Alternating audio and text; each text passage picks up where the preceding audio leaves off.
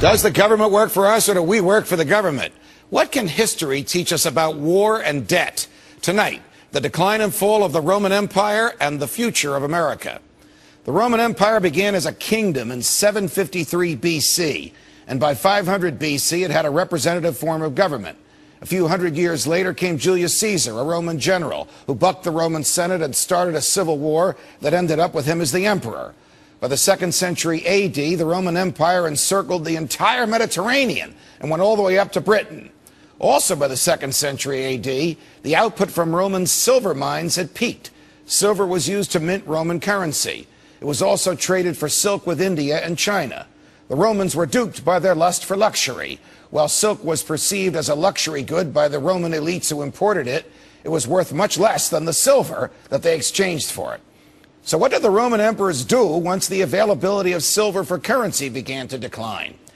They debased their currency. They minted coins with less silver in the coins than the face value of the coins indicated. The Roman government literally stole money from the populace by literally taking the value out of each coin. They couldn't borrow money from China to fund their wars in France, so they operated under the fiction of a debased currency instead. This didn't last very long, and eventually it became evident, it became well known that Roman currency was being debased, and its value sunk like a rock in a pond. Stated differently, the Roman government lied, cheated, and stole from its own people. And when the people discovered this, massive inflation ensued. When the value of the coins they were minting began to eat into the economic power of the Roman elites, they turned increasingly to the military.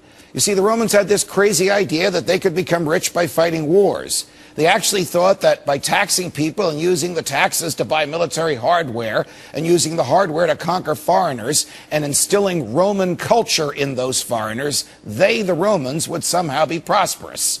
Instead, they spent themselves into a decline they couldn't get out of. The Roman elites had become accustomed to a lifestyle only available to them from cheap labor and government theft.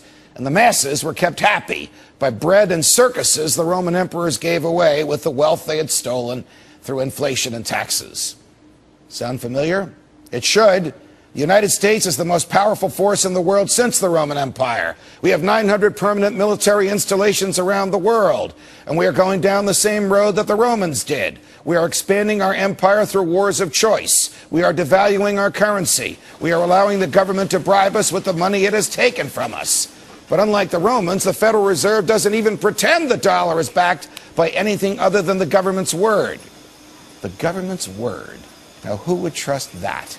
And yet, that doesn't curb the Federal Reserve's ability to debase the currency by printing trillions of dollars of it. What's more, the U.S. government devalues our currency at a rate the most ambitious of Roman emperors could never imagine, because the federal government can also borrow against its future.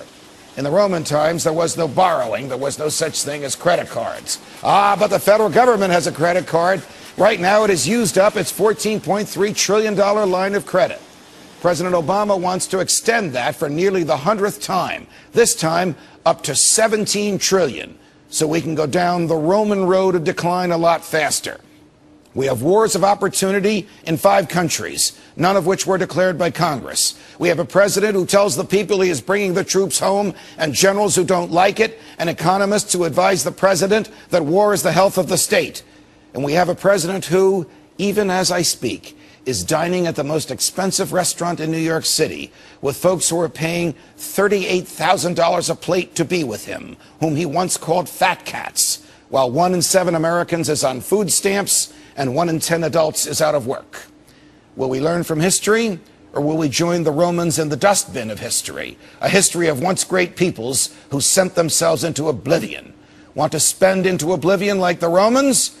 Just raise the debt ceiling and keep the borrowing up. Want to stop the madness? Just say no to more debt. It's up to us. It's up to you. From New York.